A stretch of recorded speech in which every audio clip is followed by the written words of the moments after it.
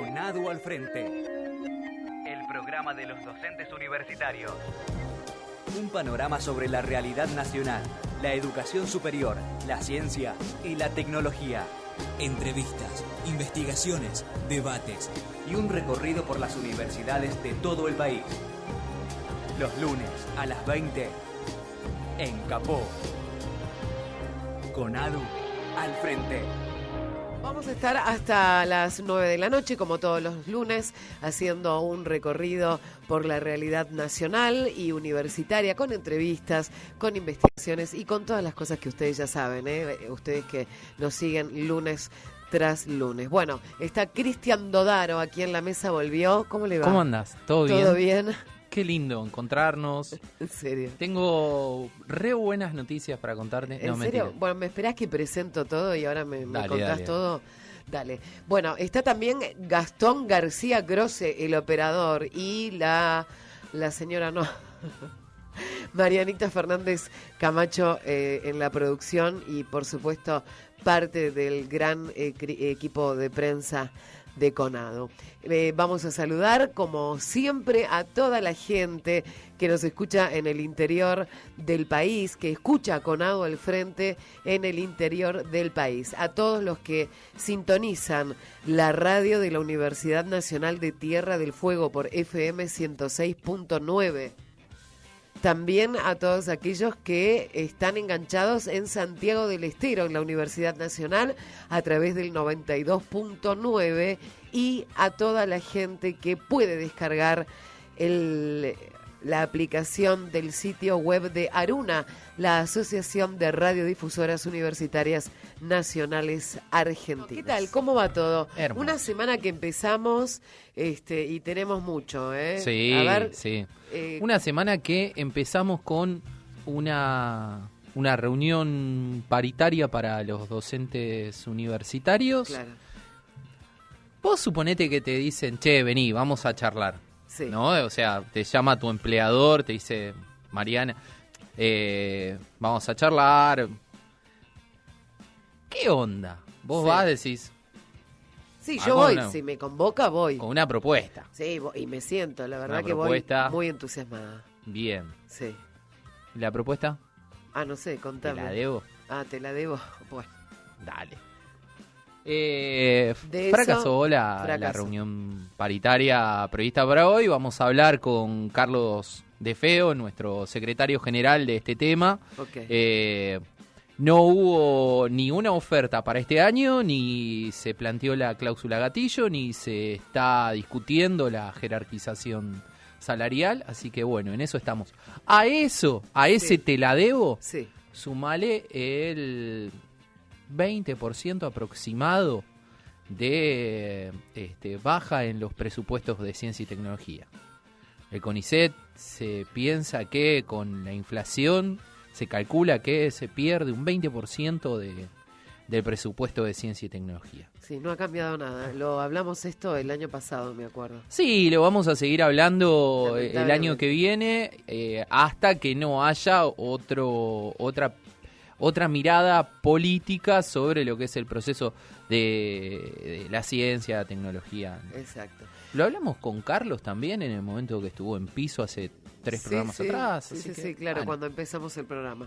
Bueno, vamos a estar hablando de esto con, como decía Cristian, con el secretario general de CONADU, y también vamos a estar hablando casi ya al final del programa con Yamile Sokolovsky, la secretaria de Relaciones Internacionales de CONADU y directora de IEC CONADU, sobre, bueno, el 8M. Creo que están pasando cosas que van marcando posiciones de algunos sectores, como el 21F, como el 8M.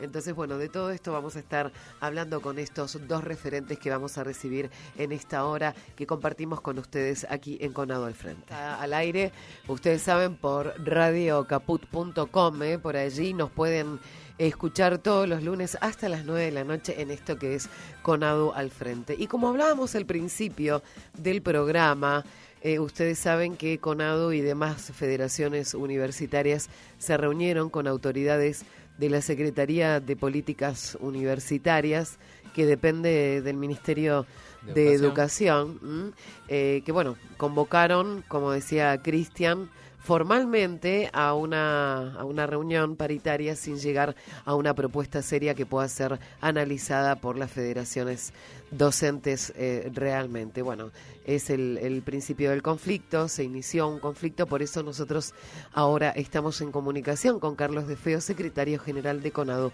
para que nos amplíe un poco más cómo fue esta reunión, este encuentro. Carlos, bienvenido, ¿cómo estás? No lo tenemos. Vamos a ver si podemos establecer la comunicación una vez más. Vos sabés que se estima que la inflación de 2016 fue del 40%, con lo cual hubo una pérdida en relación a la discusión paritaria de ese año.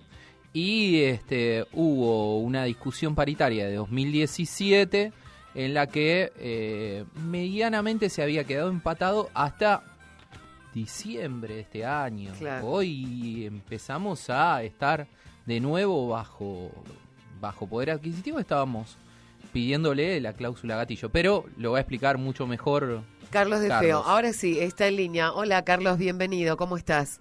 ¿Cómo están? Buenas noches, ¿cómo les va? Bueno, estábamos diciendo recién, antes de ponernos en comunicación con vos, que CONADU estuvo presente hoy con otras federaciones en la reunión con la Secretaría de Políticas Universitarias, que convocó a una reunión para negociar el tema de las paritarias, bueno, que no llegó a ningún buen puerto. Contanos un poco cómo fue el balance de esta primera reunión y cuál es el reclamo de CONADU, cuál es la posición de CONADU. Mirá, en realidad nosotros, normalmente es muy difícil que en la primera reunión el gobierno haga una oferta, o sea que nosotros teníamos ahí la idea de que iba a ser difícil tener una propuesta. Claro. Pero por otro lado, lo que está dando, digamos, la propuesta que está haciendo el gobierno, que lo tenés en la provincia de Buenos Aires y los maestros de Capital, son esta propuesta del 15%, a lo sumo, en 3 cuotas, sin una cláusula de actualización automática como hubo sí en la paritaria de 2017. Frente a esto, obviamente que no hubo ninguna propuesta. Nosotros sabemos que lo que está rondando es esto que te decía recién, y el problema es que me parece que acá lo que está tratando el gobierno es de ponerle un techo a las paritarias de el 15%, lo cual va a ser totalmente insuficiente porque el gobierno ya tuvo que revisar su pauta inflacionaria que había puesto en el presupuesto del 2018 y llevarla al 15%, y hoy muchos economistas, inclusive algunos oficialistas, están diciendo que esta pauta todavía va a ser mayor que este 15%, que va a estar por encima de eso. A lo cual nosotros lo que estamos, no tenemos oficialmente un reclamo, un porcentaje de reclamo. Esto lo vamos a discutir la semana que viene en el Congreso, el día martes, Congreso Extraordinario que convoca CONADU. Sí, eso te queríamos preguntar también. Claro, que discutir el tema paritario. Y no tenemos, pero para nosotros está claro que el 15% es insuficiente, y la verdad que hablar de un porcentaje es muy difícil. Entonces, bueno, frente a esto, yo creo que estamos en un reclamo, vamos a estar en un reclamo que va a estar entre el 20, el 25% probablemente, pero que si no tiene una cláusula de actualización salarial, siempre se va a quedar corto, porque no sirve decir hoy cuál va a ser. Correcto. Entonces, lo que le planteamos hoy a la mesa de negociación era, tiene que estar esta cláusula, y si el acuerdo paritario, como lo fue el del año pasado, que para nosotros fue un buen acuerdo paritario porque estuvo en el 26%, tuvo una actualización porque en el último mes, en el mes de febrero, y para nosotros un bajísimo porcentaje en enero, que tenemos que discutir con el gobierno, pero para ellos y para nosotros hay un desfasaje en el mes de febrero, se va a cobrar. Entonces decimos, bueno, el año pasado nosotros pudimos discutir un buen acuerdo salarial en el cual se estableció una cláusula de actualización, y esta cláusula de actualización, la verdad, que no termina siendo... no es una locura, no es un extremo, claro. Y me parece que es una buena manera de poder avanzar y de cerrar un acuerdo salarial. Ahora, si el gobierno claramente quiere estipular un techo a la paritaria, que es el 15%, y de ahí no se van a mover, claramente que no hay forma de avanzar en ningún acuerdo salarial que contenga las dos partes, digamos, porque nosotros no vamos a aceptar de ninguna manera un aumento salarial o una paritaria donde nosotros estemos perdiendo nuevamente, porque ya venimos de una pérdida del año 2016, que tenemos 4 o 5 puntos de pérdida por la inflación enorme que hubo por la devaluación del peso. Bueno, este año no lo vamos a aceptar. Entonces aquí hay un problema. Ahora, veremos en la próxima reunión, quedamos en que el lunes se va a reunir la comisión técnica porque tenemos que establecer bien, entre el 15 y el 16 va a estar el dato del INDEC, de cuánto fue la inflación de febrero. El gobierno, el ministerio no desconoce la cláusula, la va a aplicar. Correcto. La vamos a discutir el 19, pero y allí vamos a convocar una nueva reunión de paritaria. Nosotros lo que tenemos la expectativa es que esto no termine siendo como el año pasado, una paritaria que llegue a julio, porque estamos en un año que para nosotros es muy importante, se conmemoran los 100 años de la reforma, y tampoco, no le conviene a nadie, ni a la universidad, ni al ministerio, ni siquiera a nosotros, que todas las acciones que se vayan a hacer en discusión de qué significan los 100 años de la reforma, modelo de universidad, termine todo atravesado por un reclamo salarial. Entonces me parece que el gobierno de esto tiene que ser entender que no es el momento, que tienen que avanzar y poder definir una paritaria que nosotros no estamos diciendo la semana que viene, pero entre 15 días y 5 meses me parece que ahí podemos llegar a un acuerdo antes y terminar cerrando un acuerdo que nos convenga a todos. Nosotros estamos dispuestos a discutirlo, somos razonables y creo que lo hemos demostrado el año pasado, el anteaño pasado, hemos cerrado acuerdos con este mismo gobierno. Y lo que pasa es que tienen que entender que no nos pueden obligar a aceptar un acuerdo que nos va a llevar a perder poder adquisitivo, ¿no? Sí, está claro. Lo curioso... Hola, Carlos, ¿cómo andás? Te habla Cristian Dodaro. Sí, ¿qué tal, Cristian? Todo bien. Lo curioso es el piso de racionalidad desde donde partís. No empezás la discusión desde una oferta que pueda ser mejorada, que se pueda... sino que desde donde surgís es desde donde vos estás planteando este 15% que es más una imposición que otra cosa a algunos gremios y no hay posibilidad de diálogo. Y a eso habría que sumarle muchas otras agendas que están ligadas también a la agenda de negociación, ni que discutir el tema de las formas de capacitación de los docentes, profites, etcétera, que quedaron bastante relegados en la cuestión de discusión. Sí, claro, bueno, ahí hay una serie de temas que obviamente que se tienen que discutir, requieren también de una discusión más técnica, el tema de la aplicación del convenio colectivo, el tema de capacitación, hay un atraso en el cobro del FONIT de los docentes niveles preuniversitarios de los colegios de las universidades, hay un problema con la liquidación de la antigüedad, hay alguna serie de inconvenientes que son problemas técnicos. Lo que pasa es que si nosotros no podemos avanzar en esta discusión que es central, yo creo que acá hay algo que vos decís que yo creo que es cierto y que conviene aclararlo, porque generalmente vas a una negociación paritaria, no das ningún porcentaje de aumento, o si lo das, es totalmente insuficiente, y a la segunda reunión volvés con lo mismo, y termina siendo que los que nos negamos al diálogo somos los trabajadores, cuando en realidad se nos está tratando de imponer por la fuerza, sin ningún tipo de diálogo, un aumento salarial que a todas luces y a cualquiera que le preguntes es insuficiente. Yo creo que la decisión y la voluntad de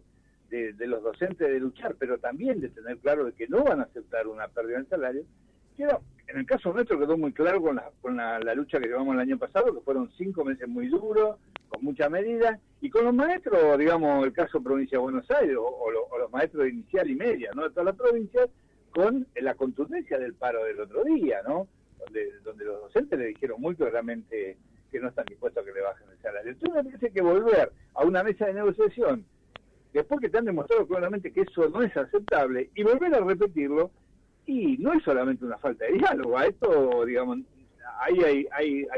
hay una ausencia total de voluntad de diálogo, pero sí lo que hay es una decisión de provocarte, ¿no? Porque si volvés lo mismo, creo que es esto, ¿no? Es un poco difícil discutir con un tipo o con un tipo, con una matriz ideológica que, fíjate lo que pasó con el caso de la maestra que de tarde vendía carbón. Vas a la casa de una maestra que a la tarde no le alcanza el mango y vende carbón y no caes ni con media docena de factura ni con un cuarto de bizcocho. Un miserable. O sea, estamos discutiendo con eso. La quiere mostrar como ejemplo. Claro, pero sí, está bien, la mostrás como ejemplo, pero no seas rata, lleva unos bizcochitos. No, pero aparte te va a decir, bueno, esto es lo que hay que hacer si no te alcanza el salario, conseguiste otro laburo. Habría que preguntarle al presidente si él tiene otro trabajo, un tipo que vive tomándose vacaciones todo el tiempo. Dicen que tenían 3 empanadas para comer, dijo Mauricio cuando salió de ahí. Pero, bueno, lo que pasa que, mira, yo el otro día estaba escuchando a un colega, a un profesor universitario que decía, no me acuerdo, tiene un nombre, creo que alemán, no me acuerdo ahora, cuando decía que en realidad el problema del discurso del presidente es que, o el discurso del presidente es, y no es solamente el presidente, es también sus funcionarios, o es realmente que no nos quiere, o sea, nos toman por tontos y no dicen las cosas como son, o la verdad que está reflejando el nivel intelectual que él tiene. Yo creo que la verdad estoy más dispuesto a creer lo segundo que no lo primero. Yo escuchaba hoy en la radio, ahora que se descubrió que Caputo la verdad que sí tenía un offshore, que tenía todo lo que decía no tener. Me acuerdo de la justificación, lo pasaron por la radio, la justificación que da Marcos Peña acerca de Caputo, que es el mejor, que es uno de los 10 mejores economistas. Muchos decían, estamos todos locos, ¿viste? Digo, a mí lo que hace creer que un tipo que se llena de plata, estafando al Estado, sí, viviendo colgado de los beneficios que le da, ser contratista del Estado, hoy te quiere hacer creer, y que viste que ha estado prendido en todos los momentos en que este país se fue al tacho, que te quieren hacer creer que esos tipos son los mejores economistas, la verdad. Desde ahí es de donde tenemos, desde ahí tenés que discutir la racionalidad de una paritaria. Desde ahí tenemos que hacer un esfuerzo enorme, los trabajadores, las trabajadoras, en sentarnos a discutir, y a discutir, como decís vos, que me parece que es interesante, no solo las cuestiones salariales, sino las cuestiones que hacen a nuestra dimensión más cualitativa de laburo, que es ser docentes universitarios, pensar un proyecto de ciencia, pensar un proyecto de desarrollo, y lo hacemos con esa racionalidad del otro lado, que es más que una racionalidad, un puro gesto discursivo para encubrir intereses. Eso cuando vos discutís el tema del presupuesto universitario, presupuesto en educación, el presupuesto en salud, estas cosas cuando los chicos vos te das cuenta, que ellos hacen las cuentas como en un almacén, ¿viste? Si vendo 10, tengo que poder, si tengo que comprar 10, tengo que poder vender 12 para que me quede ganancia. No, la verdad que no compro nada. Sí, son CEOs. La misma idea a la hora de invertir en educación, en salud. Cuando te das cuenta que eso lo digo, no sé, completamente, no sé ni cómo explicarlo, la verdad, porque es de una cosa que vos decís, no puedo entender cómo esto no puede ser comprendido, pero no es solamente eso, sino que yo creo que le están hablando. Cuando nos hablan a nosotros, les hablan con los términos de sus pares. Entonces, digamos, ¿cómo se manejan las cosas en el ámbito donde discute el ministro de Economía, donde discute el jefe de gabinete, donde discute el ministro de Hacienda, donde discute el presidente? Y discuten así, con esa lógica. Y con esa lógica no hay posibilidades, yo digo, no hay posibilidades de diálogo. Digo, acá se habla de ahí está claramente lo que significa la grieta. ¿Cómo nosotros vamos a superar esa diferencia? No hay forma. Porque no es solamente que nosotros, yo siempre digo, mirá, el enfrentamiento entre los sectores populares y la oligarquía, que no es otra que la que hoy nos está gobernando, sí, que está representada en estos fulanos, es la misma de 1870, la que sentó las bases de este país ganadero, claro, la que dejó a fondo. Y con esos tipos no hay forma de discutir. Entonces, digo, aparte estamos gobernados por una clase social que es anacrónica en el mundo. Sí. No existe más, en los países colonizados como el nuestro. Entonces, esa clase social tiene que dejar de gobernar. Y no hay forma de que ellos nos terminen con nosotros, porque sin nosotros ellos no existen. Ahora, si la clase social esa deja el gobierno, nosotros sí podemos existir, porque nosotros somos los trabajadores los que producimos la riqueza, los que producimos el desarrollo, los que producimos para que este país exista. Entonces, yo creo que no hay forma de discutir con esta gente. Digamos, vamos a ir a discutir la paritaria y probablemente tenemos expectativas de tener una buena paritaria. Ahora, ahí no vamos a solucionar los problemas de la universidad, no vamos a solucionar los problemas del país. Esto lo vamos a discutir en la calle, vamos a discutir para poder generar un nuevo polo opositor que en el 2019 nos haga ir por un camino de soberanía, de independencia económica, donde la justicia social, la democracia, la inclusión sean cosas de todos los días y no el mercado, el ajuste, la represión, como estamos viendo ahora con la muerte de este chiquito en Tucumán. Sí. Tenemos que cambiar esos tantos por los otros. Total.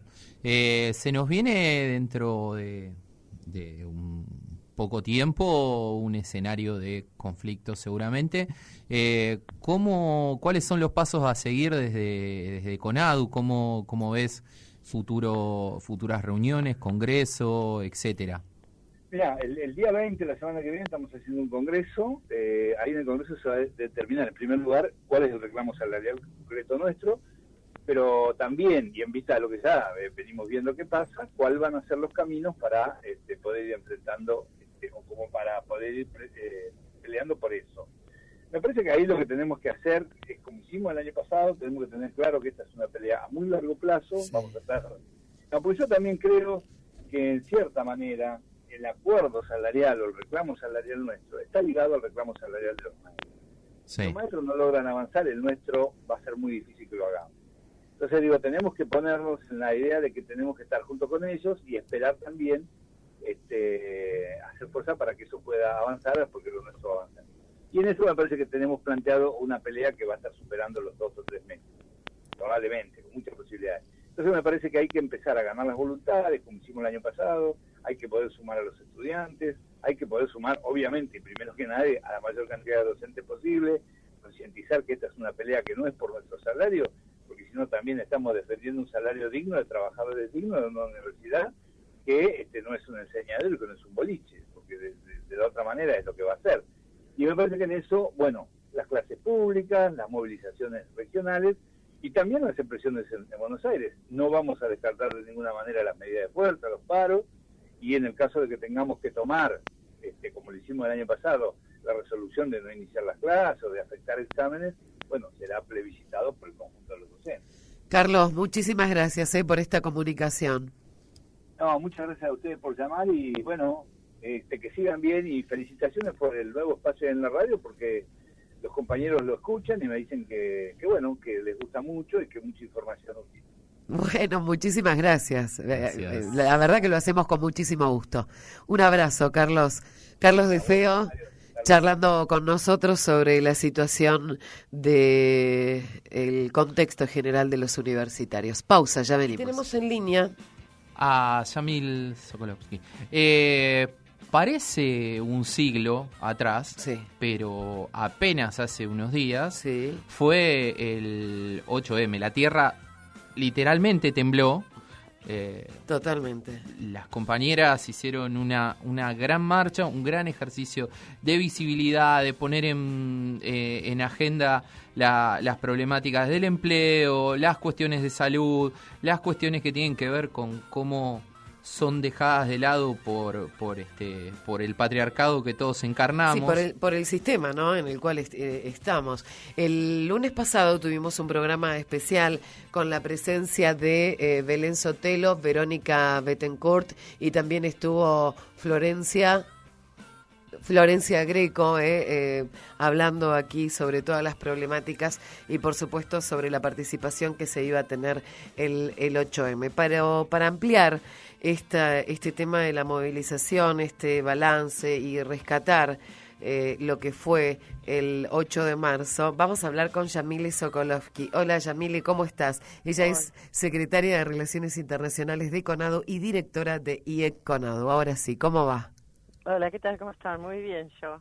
Bueno. Y como si el 8M hubiera sido ayer, porque la verdad, todas las que estuvimos y bueno, y unos cuantos compañeros que también pudieron estar allí en alguna parte de la movilización todavía estamos bajo el influjo de la fuerza. Qué empoderamiento, ¿no? Para la mujer, pero para todos, ¿no? Siento como mujer un empoderamiento muy importante, una sororidad relevante, te diría, Yamile. Sí, fue muy muy fuerte, es muy fuerte. Yo creo que que la potencia que tuvo ese escenario que construimos no es casual, ¿no? Y la verdad es que sentíamos que venía con esa fuerza y con esa alegría, con ese entusiasmo, porque bueno, justamente porque es la manifestación de un proceso largo de construcción del movimiento de mujeres, claro, de muchos movimiento años popular, claro, sí, de muchísimos años. Es importante tener presente que estas cosas no ocurren de la noche a la mañana ni espontáneamente, sí, pero que también es cierto que es un proceso que se ha intensificado de una manera muy notable en los últimos años, yo diría especialmente en los últimos 2 años en nuestro país y en todo el mundo, ¿no? Y en todo el mundo también en buena medida como eco de lo que está pasando, de lo que viene pasando acá, ¿no? Que es un proceso de movilización y de construcción de unidad, de multiplicidad de sectores, de formas organizativas, de demandas, que llegó a tener un impacto enorme en otros países del mundo. Entonces este paro internacional de mujeres y el 8M como jornada de movilización, fue poderoso también por eso, ¿no? Por la intensidad, pero también por la extensión que tuvo. Correcto. Y decías recién la unidad, y me quería referir a la importancia de la amplia unidad sindical que se pudo lograr y que se vio manifestada. Sí, eso también es un punto a destacar, porque bueno, las organizaciones sindicales tenemos una larga trayectoria, de hecho, digamos, el 8 de marzo es el Día Internacional de la Mujer Trabajadora, digamos, claro, es parte de la tradición de lucha del sindicalismo, y el hecho que se conmemora el 8 de marzo es una acción, de represión por la lucha de las mujeres trabajadoras, pero bueno, también a lo largo de estos años se ha ido desarrollando en el interior de las organizaciones sindicales un trabajo muy muy sostenido, muy paciente también, pero muy enérgico, de instalación de las demandas de igualdad de género en el mundo del trabajo y en las organizaciones sindicales, y eso también se refleja en la participación notable de los sindicatos en la construcción de esta movilización, y dentro de esta movilización también la construcción de una columna unificada de las organizaciones sindicales, que ya se había intentado el año pasado, donde había habido la posibilidad de un acuerdo, un grado de acuerdo muy importante con algunas de las organizaciones sindicales, pero este año logramos que todos, como decimos, todos los sellos sindicales estuviéramos reunidos en un mismo comunicado y en una misma columna en la calle, y sabemos que esa unidad es significativa en el marco de la movilización de mujeres, pero es significativa también como un hecho político en un momento en que en nuestro país la unidad del movimiento sindical, la construcción de espacios de unidad organizativa de la clase obrera es fundamental para resistir al ajuste y a las políticas de este gobierno, ¿no? Yamile. Yamile. De hijo. ¿Cómo andás? ¿Todo bien? Sí, todo bien. ¿Cómo estás? Bien. Nos queda hacia adelante una agenda para laburar y muy fuerte en lo que tiene que ver con lo sindical y en particular con las formas de reivindicación de lo sindical para las mujeres. Hay una agenda que tiene que ver con la igualdad de remuneración por igual tarea, con la discusión de las licencias, y hay agendas particulares que tienen que ver con el mundo universitario también a discutir. ¿Nos podrías contar un poquito cómo se vienen esas discusiones? Sí, mira, nosotras tenemos claro que las organizaciones sindicales tenemos un rol insustituible en la pelea por la igualdad efectiva de condiciones en el mundo del trabajo, y que ese es un elemento clave de la pelea por la igualdad de género en todos los niveles de la vida social, porque tiene que ver claramente con la posibilidad de la autonomía, de las condiciones materiales de la autonomía de las mujeres. Y en el mundo del trabajo, hay una desigualdad estructural que se expresa de muchas maneras, también como vos lo decías en la cuestión de la desigualdad salarial. Eso en algunos sectores, como en el nuestro, como el sector universitario, no se produce porque haya salarios diferenciados para varones y para mujeres, sino porque las posibilidades de acceder a determinados ser titular, cargos por ejemplo, y dedicaciones, claro, está limitada para las mujeres por mecanismos no formales que tienen que ver con lo que nosotros llamamos los techos de cristal o los pisos pegajosos, ¿no? Que son los mecanismos que hacen que las mujeres, a pesar de ser más del 50% de las plantas docentes de las universidades públicas, y más del 50% en casi la totalidad de las áreas disciplinares, y más del 50% del estudiantado universitario, permanecemos, sin embargo, en los cargos docentes de menor jerarquía y a veces de mayor dedicación, cuando son los cargos porque tienen menor jerarquía, en virtud de la organización jerárquica piramidal que tienen las universidades, mayoritariamente implican mayor carga de trabajo o trabajo en peores condiciones y con menores posibilidades de desarrollar una carrera, ¿no?, satisfactoria, que permita avanzar, que permita acceder a posiciones de mayor autonomía, con mayor responsabilidad y con mayor reconocimiento, y también, por supuesto, con mejores salarios. Y eso también tiene que ver con la falta de mecanismos que atiendan, que asuman que las responsabilidades del cuidado no pueden ser tramitadas individualmente. Claro. ¿No? Entonces, por ejemplo, la cuestión de los centros de cuidado infantil, la cuestión de las licencias por nacimiento o por adopción, y incluso otras cuestiones que nosotras queremos introducir y que están planteadas en la agenda de trabajo del colectivo de mujeres de CONADU, como las licencias por violencia de género, y el avance en la implementación, en el desarrollo y la implementación efectiva de los protocolos, no solamente para abordar situaciones existentes de violencia de género en las universidades, sino también para prevenirlas, ¿no? O para limitarlas también en sus expresiones menos visibles, ¿no? Entonces hay una agenda de trabajo sindical que es muy importante.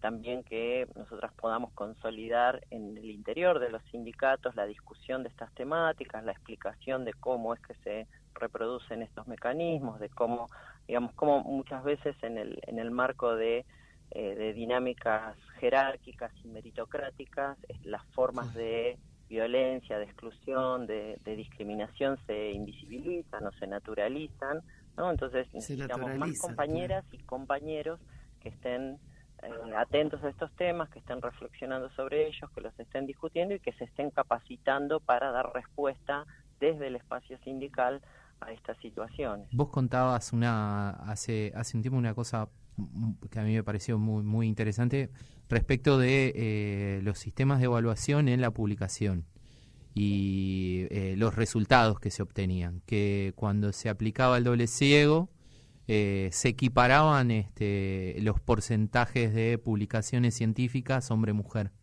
y que en el caso de evaluaciones sin doble ciego solía haber un mayor porcentaje de aprobación de papers científicos para los hombres, lo cual es tremendamente llamativo, y creo que se podría pensar eso de alguna manera también para los concursos, para las titularizaciones. Por supuesto, claro, todo el sistema de evaluación tiene que ser revisado con esa mirada, ¿no? Si hay pruebas, hay evidencia de cómo existe un sesgo de género en los procesos de evaluación, y también de cómo, una vez más, de cómo estos mecanismos que tienen que ver con las condiciones que efectivamente una mujer tiene para llevar adelante las actividades propias de su carrera, son, digamos, la colocan en situación de desventaja, ¿no? Sí, Entonces, totalmente. Cuando vamos a un proceso de evaluación, sea en un concurso, sea la evaluación de un informe, sea una evaluación para promocionar en una carrera de docencia o de investigación, todas estas cosas, digamos, todos estos factores están actuando y es importante ponerlos en evidencia y generar mecanismos de compensación, que son mecanismos de, Claro. digamos, de afirmativos, ¿no? De acción afirmativa, que serían necesarios para desde esos ámbitos empezar a generar otras dinámicas de evaluación que nos permitan empezar a sortear esos obstáculos. Ninguno de estos mecanismos resuelve por sí mismo la situación, ¿no? Pero son formas de ir abordándolo. A veces son formas que pueden ser incluso consideradas transitorias, como las cuotas, digamos, pero que son necesarias para empezar a producir un cambio. Y ahí, además, digamos, son también me parece que es interesante pensar cómo la revisión y la modificación o la búsqueda de alternativas a estos mecanismos establecidos de evaluación, de promoción de carrera, de organización del trabajo en las universidades y demás, también ayuda a pensar, a pensar mejores mecanismos para resolver otras formas de inequidad y otras formas de injusticia. Totalmente, pensaba en eso. En las universidades. Por ejemplo, vos hacías referencia a la evaluación a través de la producción y publicación de papers en revistas con referato, etcétera, etcétera. Nosotros tenemos una crítica muy severa a ese modo de evaluar la producción de conocimiento, ¿no? No solamente por el sesgo que implica en relación a la cuestión de género, sino por el direccionamiento que produce, en el uso de nuestras capacidades de producir conocimiento. Entonces, y también podemos entrar a revisar estas cuestiones a partir de la preocupación por la igualdad de género y podemos terminar discutiendo muy profundamente cosas importantes para todas y todos. Sí, y hay cuestiones también en el hacer cotidiano de las cátedras que habría que revisar y que sería muy interesante respecto de las tareas dentro de una cátedra, cosa que también hablábamos con Mariana y la otra vez, la cuestión de quién arma las bibliografías, quién arma los programas, quién se encarga de las tareas que son más engorrosas en una cátedra y quiénes estamos o están para pensar, para decirlo de una manera muy esquemática, pero a veces sucede esa división y cuesta mucho zanjarla y implica para las compañías un esfuerzo muy grande. Sí, sucede con mucha frecuencia, ¿no? Que hay una asignación de tareas que tiene que ver con con los estereotipos dominantes respecto de cuál es la capacidad de cada quien o presunta capacidad, digamos, claro, en función del género, que reproducen, roles tradicionales que también se ven en otros ámbitos, ¿no? Pero eso también es parte de lo que está en cuestión, y yo creo que cada vez más eso empieza a ser cuestionado, por las propias mujeres involucradas, que eso es lo interesante también, sí, como efecto de este movimiento, y es que somos las propias mujeres en cada uno de los lugares donde estamos, que empezamos también a dejar de ser tolerantes o a dejar de conciliar con algunas formas de discriminación o de subordinación que nos parece que son injustas, y sentirnos parte de un movimiento tan grande, tan potente, tan claro, nos hace sentir a todas más fuertes, ¿no? Y a ganar claridad respecto de que tenemos derecho a mucho más de lo que tenemos. Además con una ampliación,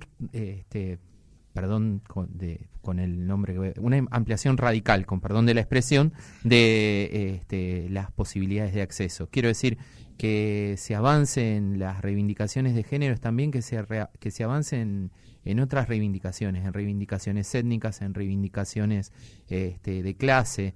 Digo, cuando una compañera avanza y toma posiciones en un espacio de decisión, empoderada como lo hace, la apertura no es solo para cuestiones ligadas a las reivindicaciones de género, sino para pensar una forma de distribución del poder más equitativa. Eso es lo interesante de asumir el feminismo como un espacio emancipatorio. Sí, bueno, el avance de las reivindicaciones feministas es profundamente democrático, digamos, no puede haber una sociedad democrática donde más de la mitad de la población del mundo está subordinada, sometida, excluida u oprimida, ¿no? Entonces, digo, eso es una cuestión fundamental, ¿no? No estamos hablando de una situación circunstancial que afecta a alguna minoría, etcétera. Estamos hablando de una cuestión, digamos, que configura estructuralmente el orden de dominación en nuestra sociedad, ¿no? Entonces, ese avance produce un desafío democrático, ¿no? A las formas de organización en nuestra sociedad, que claro, por supuesto, digamos, también potencia y abre la puerta a la visibilización de otras formas de exclusión que también sigue habiendo, y desde nuestro punto de vista además está absolutamente vinculada con la contradicción de clase, ¿no? Nosotras reivindicamos la cuestión, digamos, la lucha por la igualdad de género desde la perspectiva de las mujeres trabajadoras, ¿no? Ampliando la condición de trabajadoras a la mayoría de las mujeres que también hacen un trabajo no remunerado, no reconocido, no valorado, que es el trabajo doméstico, ¿no? Total. Y, como decimos, sostiene al mundo, ¿no? Entonces, sin duda. esa doble identidad, ¿no? De mujer trabajadora, hace que este reclamo tenga una, como decís, y hay que decirlo bien, con ganas, con una radicalidad, que bueno. A mí me cuesta un poco, perdón. Sí, bueno, pero estamos en recuperar el sentido de algunas palabras, ¿no? Bueno, Yamile, te queremos confusión, digamos. Te queremos agradecer muchísimo por esta comunicación, y seguramente vamos a seguir hablando sobre este tema en los próximos programas de Conado al Frente. Bueno, yo les agradezco a ustedes y espero poder visitarlas en el piso. Sí, por supuesto. Alguna vez tengo muchas ganas, pero bueno, se complicó, pero bueno. Siempre es bueno poder conversar un poco más. Muchísimas gracias, Yamile. Un abrazo, gracias. Chao, gracias a ustedes. Bueno, 5:05 y nos vamos. Yo me voy con Se nos fue el programa. Se fue el programa. Pésimo. Sí, se nos fue rapidísimo. ¿El macrismo te da alergia? Sí, muchísima, pero muchísima te digo. Bueno, muchísima. Ya se nos va a pasar. Tenemos que trabajar para que se nos pase. Por supuesto. Aquí vamos a estar el próximo lunes a las 8 de la noche y hasta las 9 en esto que es Conadu al Frente. Tenemos Gracias, Cristian. 2 cositas más. El 19 se reúne la comisión técnica. Lo que dijo y Carlos. Sí. El 20 es el Congreso Extraordinario de Conadu, donde vamos a pensar nuestras próximas acciones a seguir. Y bueno, yo quiero dedicarle el programa a la memoria de Facundo Ferreira, ¿sí? Y creo que una de las cosas que tenemos que laburar es que no nos parezca lo mismo nunca este tipo de cosas. Desde Conado al Frente no nos parece lo mismo. Nos escuchamos el próximo lunes a las 8 de la noche. Y gracias a Mariana por el tema de Mata Violeta, que me hizo sentir joven 5 minutos. Chao, buena semana.